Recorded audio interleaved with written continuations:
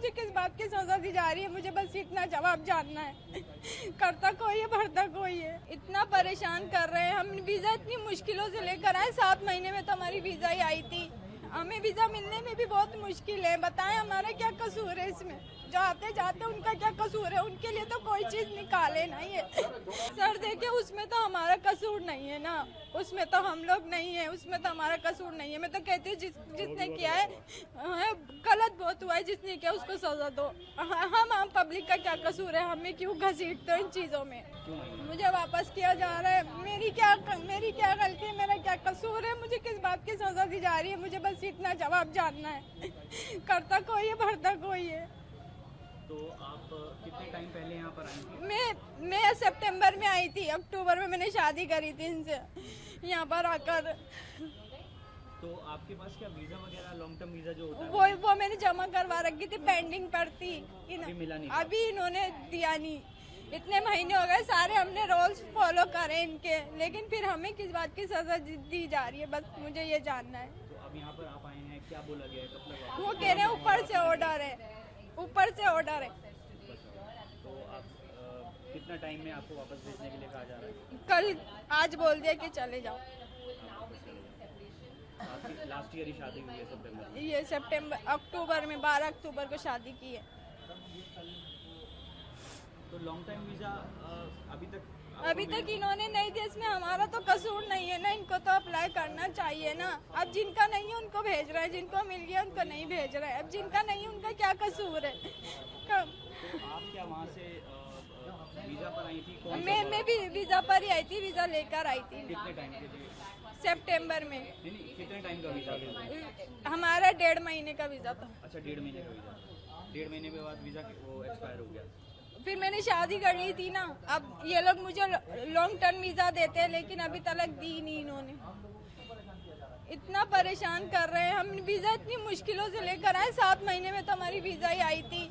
हमें वीजा मिलने में भी बहुत मुश्किल है। बताएं हमारा क्या कसूर है इसमें?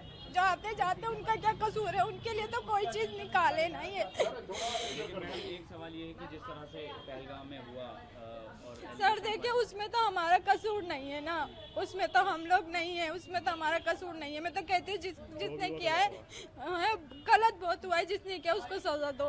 हम आम पब्लिक का क्या कसूर है? हमें क्यों घसीटते हो इन चीजों में? बस मुझे इस बात का करना है जवाब। तो अब आप वापस कैसे जाएंगे? फ्लाइट से जाएंगे या फिर वाघा बॉर्डर से? नहीं, मतलब बस से फिर वाघा बॉर्डर। इंडिया में आके आपने डॉक्यूमेंट्स अभी तक कोई नहीं बनाया आपका? अभी तक कोई नहीं बनाया, क्योंकि मैं वेटिंग पर थी, पेंडिंग पर थी। मेरी बातचीत यही हुई कि मैंने अप्लाई करवाया था, LTP करवाया था अपना, इनका वीज़ा बढ़वाने के लिए। वो पूरा नहीं हो पाया, प्रोसेस जो होना चाहिए था।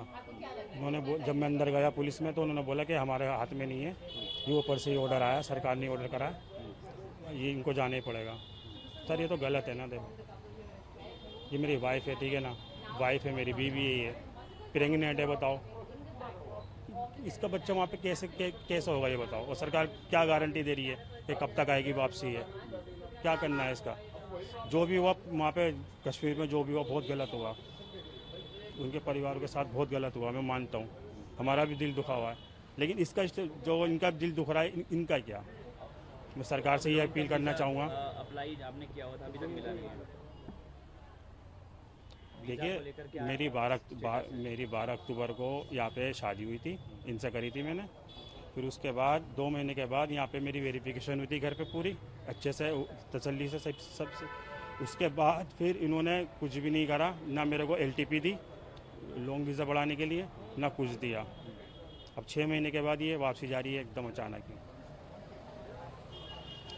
तो इसमें हमारी क्या गलती है सर, आप ये बताइए, हमारी गलती क्या है? हमारी जिसने न करा वो तो उस पर मनुष्य मारा, जिसने करा बहुत मेरे मुंह से गाली निकली, जो भी करा गलत करा।